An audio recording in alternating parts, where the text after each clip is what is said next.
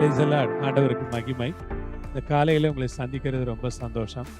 இயேசுவின் இனிய நாமத்தில் உங்களை நான் வாழ்த்துகிறேன். ரோமர் 15ஆம் அதிகாரம் 29வது வசனம்.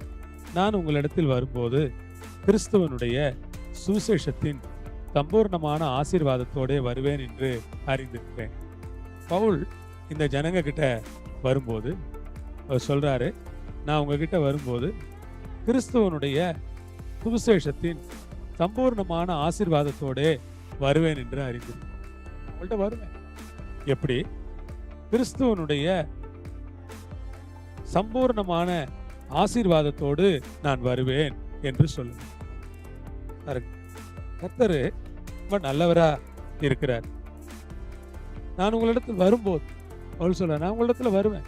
அப்படி வரும்போது கிறிஸ்துவனுடைய சுவிசேஷத்தின் சம்பூர்ணமான ஆசீர்வாதத்தோடு வருவேன். கிறிஸ்துவனுடைய சுவிசேஷத்தின் சம்பூர்ணமான ஆசீர்வாதத்தோட வருவேன்னு சொல்றேன். கிறிஸ்துவனுடைய சுவிசேஷத்தின் சம்பூர்ண ஆசீர்வாதம். இவர் சொல்றது ஒரு பொருளாதார ஆசீர்வாதத்தை பற்றி இந்த இடத்துல அவர் சொல்லல. ஒரு சரீர நன்மையை பற்றி அவர் சொல்லல. கிறிஸ்துவனுடைய சுவிசேஷத்தினுடைய சம்பூர்ண ஆசீர்வாதம் அதை பற்றி சொல்றார். கிறிஸ்துவனுடைய சுவிசேஷத்தின் சம்பூர்ணமான ஆசீர்வாதத்தோடு நான் வருவேன்.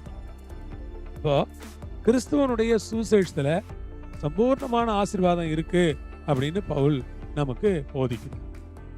பிரியமானவர்களே, கிறிஸ்துவனுடைய சுவிசேஷம் என்பது ஒரு சம்பூர்ணமான ஆசீர்வாதத்தை கொடுக்கக்கூடிய ஒன்றாக இருக்கிறது. கிறிஸ்துவனுடைய சுவிசேஷத்தின் சம்பூர்ணமான ஆசீர்வாதம். கர்த்தர் உங்களை ஆசீர்வதிப்பாராக. கிறிஸ்துவனுடைய சுவிசேஷத்தின் சம்பூர்ணமான ஆசீர்வாதத்தோடு நீங்கள் வருவதற்கு உங்களிடத்துல நானும் வரணும். ஒவ்வொரு ஞாயிற்றுக்கிழமையும் வரும்போது வசனத்தினுடைய சம்பூர்ண ஆசீர்வாதத்தோட, ஒவ்வொரு கூட்டங்களில் பேசும் பொழுதும் வசனத்தினுடைய சம்பூர்ண ஆசீர்வாதத்தோட, சுவிசேஷத்தினுடைய சம்பூர்ண ஆசீர்வாதத்தோட, சம்பூர்ணமான காரியத்தோட நான் தேவ ஜனங்கள்கிட்ட பேசணும். அதனால ஜனங்கள் பிரயோஜனம் அடையணும், ஆசீர்வதிக்கப்படணும். இதுதான் என்னுடைய விருப்பம். கர்த்தருடைய நாமத்திற்கு ஸ்தோத்திரமும் கனமகிமையும் உண்டாவதாக.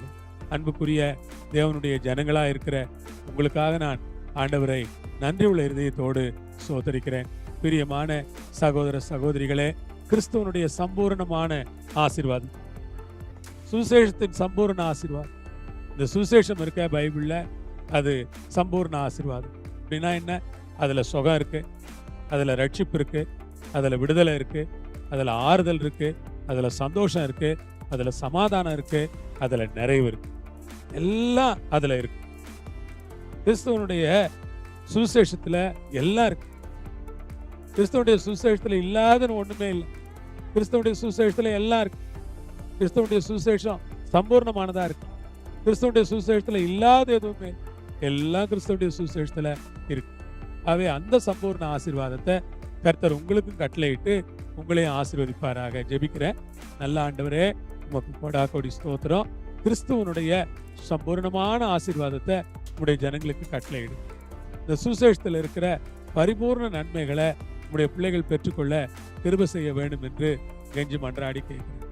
இயேசுவின் நாமத்தில் ஜெபிக்கிறோம் பிதாவே. ஆமென். கர்த்தர் உங்களை ஆசீர்வதிப்பார். ஆமென். அல்லேலூயா.